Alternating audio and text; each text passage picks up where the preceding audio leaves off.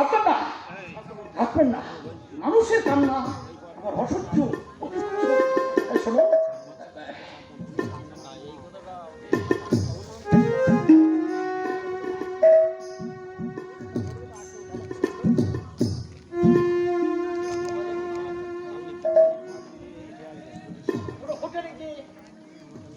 আপনি খেয়ে নেবেন। রাধে রাধে সর্বভাই আমি হাত উঁচু করে তোমার মাথার পরে তুমি রাধে রাধে সরব আমি প্রাণ ভরে তোমাকে আশীর্বাদ করছি। তুমি জীবনে বড় হবে, তুমি জীবনে মহান সুখী হবে। আচ্ছা, কোথায় থাকেন আপনি?